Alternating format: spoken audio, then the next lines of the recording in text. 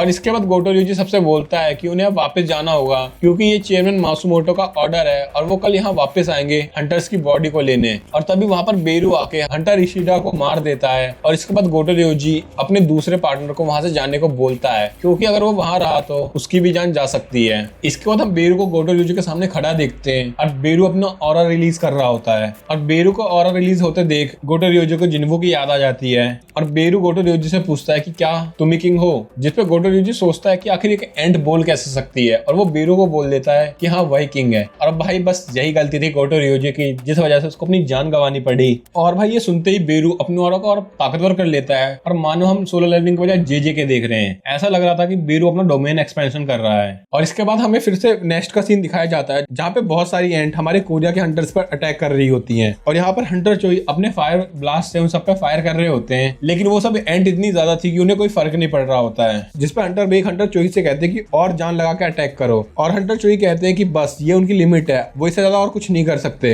और यहाँ हम देखते हैं कि सभी हंटर्स की हालत बहुत खराब थी और ऐसा लग रहा था कि उनका एंड अब करीब ही है। और जैसे ही वो सब हार मानने वाले होते हैं तभी हम देखते हैं कि जिन्वू के शैडो सोल्जर्स उनके शैडोज में से बाहर निकलते हैं और उन सबको उन एंड से बचा लेते हैं। और उसका सीन शिफ्ट होता है हमारे जिन्वू पे और हम जिन्वू को एक बिल्डिंग के ऊपर बैठा देखते हैं और तभी जिन्वू उठ के शैडो एक्सचेंज करता है। इसका मतलब है कि जिन्वू अब जेजू आइलैंड पे पहुंच चुका है। तो एपिसोड के स्टार्टिंग में हम देखते हैं कि रिपोर्टर की हालत खराब होती है सब हंटर्स को पिटता हुआ देख के और सभी हंटर सोच रहे होते हैं कि आखिर ये ब्लैक शैडो सोल्जर्स कौन है। और तभी बहुत सारी एंट्स उन पर अटैक कर देती है और तब हम देखते हैं इग्रिस की तलवार को और यहाँ हम समझ जाते हैं कि जिन्वू जेजू आइलैंड पर आ चुका है। फिर हम देखते हैं जिन्वू के top tier shadow soldiers easily ही उन सभी एंट्स को हरा देती हैं और ये देखकर हंटर बेक कहते हैं कि आखिर ये सब क्या हो रहा है। फिर हम जिन्वू को वहाँ आता देखते हैं और जिन्वू को देख के सभी हंटर काफी चौंक जाते हैं और एक हंटर बोलता है कि आखिर जिन्वू यहाँ कर क्या रहा है। और इधर कोरिया में लाइव ब्रॉडकास्ट बंद हो चुका था और सब सोचने लगते हैं कि आखिर जेजू आइलैंड पे चल क्या रहा है। फिर हम मैनेजर किमचुल को देखते हैं जो कि चेयरमैन को बताते हैं कि वो किसी हंटर से कांटेक्ट नहीं कर पा रहे हैं और जरूरी जेजू आइलैंड पे कुछ भयानक हुआ है। जिसपे चेयरमैन बोलते हैं कि उनकी टॉप प्रायोरिटी है हंटर्स की सेफ्टी और अगर मैनेजर किमचुल को कुछ भी पता चले तो वो उन्हें इन्फॉर्म करे। और ऐसा बोलते हुए वो वहां से चले जाते हैं। इसके बाद हम उस चैनल के हेड ऑफिस को देखते हैं जो जेजू आइलैंड रेड को ब्रॉडकास्ट कर रहा था और वहां का एक एम्प्लॉय बताता है कि उनको बहुत सारी कॉल्स आ रही है लोगों की तरफ से कि वो जल्दी से ब्रॉडकास्ट को चालू करे।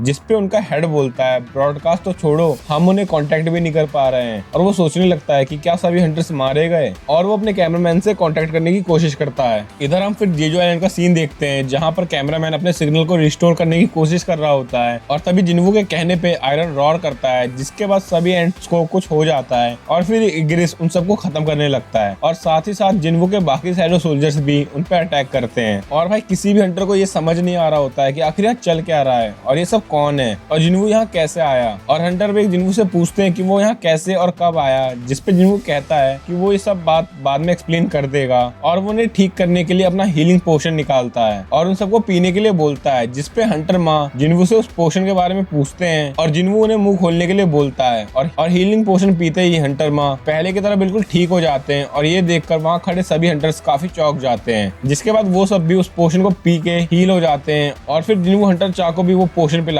है पर हंटर चा पर हीलिंग पोशन का कोई असर नहीं होता और तभी जिन्वू पे सिस्टम की नोटिफिकेशन आती है कि हंटर चा बहुत बुरी तरीके से घायल है और ये पोशन उनको रिकवर नहीं कर सकता। और ये देखकर जिन्वू थोड़ा परेशान हो जाता है क्योंकि हंटर चा की हालत बहुत खराब थी और वो सभी हंटर्स को बताता है कि ये पोशन हंटर चा पे काम नहीं कर रहा है और उन्हें जल्दी से यहाँ से बाहर निकलना होगा और वो उनके लिए निकलने का रास्ता क्लियर कर देगा। और तभी वहाँ पर एंट्स की बहुत बड़ी आर्मी आ जाती है जिसपे वो सब कहते हैं कि ये तो आते ही जा रहे हैं। फिर हम चेयरमैन गो गुनी को देखते हैं जो कि सर्वेलेंस टीम से हंटर्स के बारे में पूछते हैं पर वो सब अभी तक किसी भी हंटर्स से कांटेक्ट नहीं कर पाए थे और वो बताते हैं कि पूरे आइलैंड पे सिग्नल जाम हो गए हैं और वो जापान के टीम से भी कांटेक्ट नहीं कर पा रहे हैं। और यही सेम चीज ब्रॉडकास्ट चैनल के साथ भी हो रही थी जब से उन्होंने उस ब्लैक एंट को देखा था। और ब्लैक एंट से मेरा मतलब है बेरू, जिसपे चेयरमैन उन्हें कनेक्शन रिस्टोर करने को बोलते हैं और मेडिकल और रिकवरी टीम को रेडी रहने को बोलते हैं। और यहाँ पे चेयरमैन को बहुत बुरा लग रहा होता है और वो सोच रहे होते हैं कि काश वो भी बाकी हंटर के साथ वहाँ होते और वो सभी हंटर्स को सेफ देखना चाहते थे। इसके बाद हमें जिन्वू का घर दिखाया जाता है जहाँ उसकी बहन टीवी को पीट रही होती है और वो बहुत गुस्से में थी क्योंकि लाइव ब्रॉडकास्ट रुक गया था और वो अपने रूम में चली जाती है अपना फोन यूज करने के लिए। और इधर हम देखते हैं कि सभी एंट वापस से नेस्ट में पहुंच चुकी है और टोक्यो के सर्विलेंस टीम का एक बंदा टोक्यो के चेयरमैन को बताता है कि गोटो रियोजी के सर्वाइवल का सिग्नल ऑफ हो गया है और उसे लगता है कि गोटो रियोजी नहीं बच पाया। और फिर चेयरमैन बाकी हंटर्स के बारे में भी पूछता है और वो बोलता है कि अगर ऐसा ही रहा तो उनका प्लान फेल हो जाएगा। और इसके बाद वो बहुत गुस्सा हो जाता है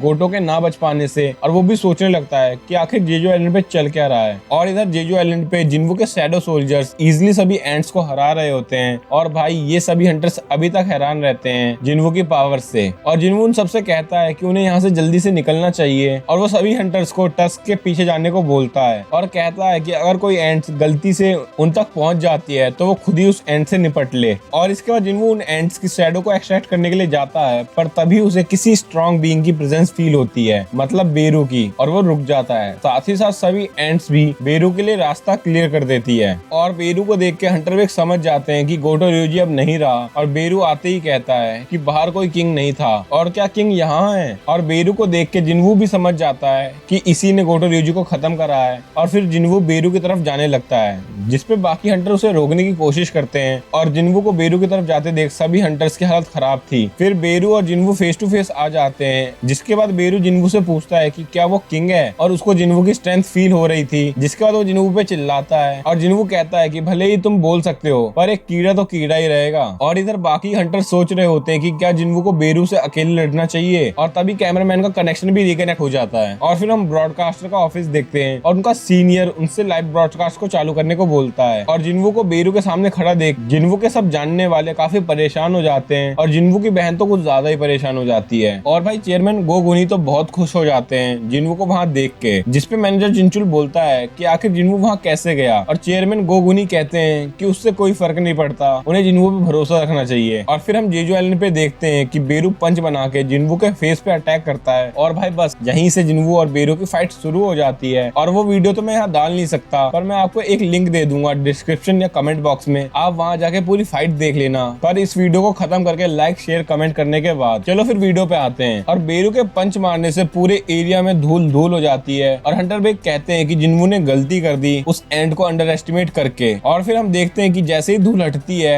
तो बेरू और हंटर्स दोनों हैरान हो जाते हैं क्योंकि जिन्वू को ज्यादा कुछ फर्क नहीं पड़ा था और वो अपने ही जगह पर खड़ा था बिना किसी चोट के। और ये देखकर हंटर मा डोंगसुक पूछता है कि क्या ये पक्का एक मेज टाइप का हंटर ही है। और फिर हम देखते हैं कि जिन्वू रूलर हैंड का यूज करके बेरू को क्या ही पटकता है लेकिन इससे बेरू को भी कुछ ज्यादा फर्क नहीं पड़ता क्योंकि उसका एक्सोस्केलेटन काफी टफ है और खतरनाक। और इसके बाद उनके बीच में एक बहुत बढ़िया फाइट स्टार्ट हो जाती है और इनकी फाइट से इतनी मैजिकल रेडिएशन निकल रही होती है कैमरामैन जैसे तैसे खुद को बचाता है बेहोश होने से। और यहाँ पर जिन्वू बेरू को काफी ज्यादा पीट रहा होता है जिससे बेरू परेशान हो जाता है और सिर्फ डिफेंस के लिए वो अपने मुंह से कुछ निकालता है चाबुक टाइप का और वो उससे पॉइजन इंसर्ट कर देता है जिन्वू के अंदर। जिसके बाद बेरू खुश होने लगता है और कहता है कि मैंने पॉइजन की पावर बढ़ा दी है जिससे अब जिन्वू का बचना नामुमकिन है और उसको लगता है कि वो जीत गया। और ये सब देख के कोरिया के हंटर की हालत तो खराब हो जाती है। इसके बाद सीन शिफ्ट होता है जापान के चेयरमैन की तरफ जहाँ उसे खबर मिलती है कि जापान के 10 में से 7 हंटर्स मारे जा चुके हैं और जिसने गोटो रियोजी को मारा था वो अब नेस्ट की तरफ जा रहा है। और ये सुन के ही वो परेशान हो जाता है और सोचता है कि गोटो रियोजी के साथ लड़ने के बाद आखिर वो अब तक जिंदा कैसे है और आखिर अब वो वापस अपने नेस्ट में क्यों जा रहा है। और तब वो सोचता है कोरिया के हंटर्स के बारे में और कोरिया के हंटर्स का भी कुछ नहीं पता था और उसे लगता है कि उस एंट ने गोटो रियोजी से फाइट की है तो इसका मतलब है कि वो काफी थका और घायल होगा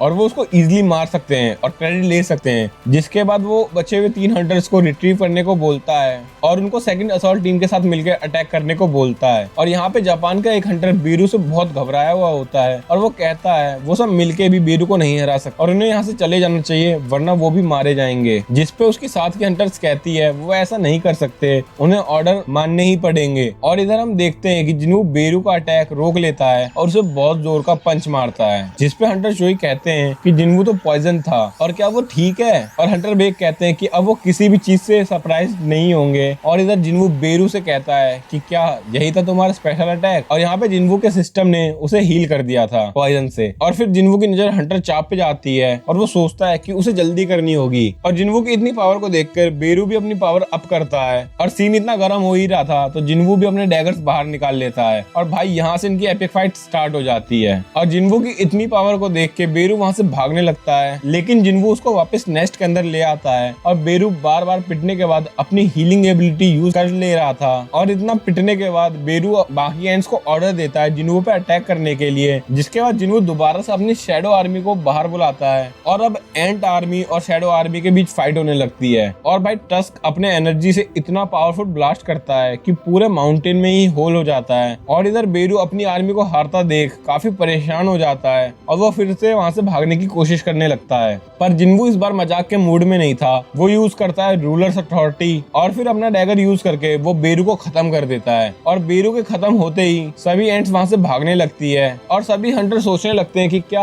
अब वो जीत गए, और वो जिन्वू को आवाज लगाते हैं। और यहाँ हम देखते हैं कि हंटर चा की हालत बहुत खराब होती है, जिसके बाद जिन्वू एलिक्सर ऑफ लाइफ भी हंटर चा को पिला देता है। पर भाई एलिक्सर ऑफ लाइफ इतना पावरफुल होने के बाद भी हंटर चा को ठीक नहीं कर पाता। और ये देखकर जिन्वू बहुत परेशान हो जाता है और वो सोचने लगता है कि अब उसे क्या करना चाहिए। और बस यहीं पर एपिसोड का डी एंड हो जाता है। तो फाइनली जिसका इंतजार सबको था वो हो ही गया, जिन्वू वर्सेस बेरू। आपको ये फाइट कैसी लगी मुझे कमेंट में बताना, और वीडियो अच्छी लगी हो तो लाइक करें, कमेंट करें और दोस्तों को शेयर करें। साथ ही साथ चैनल पे नए हो तो सब्सक्राइब करना मत भूलना।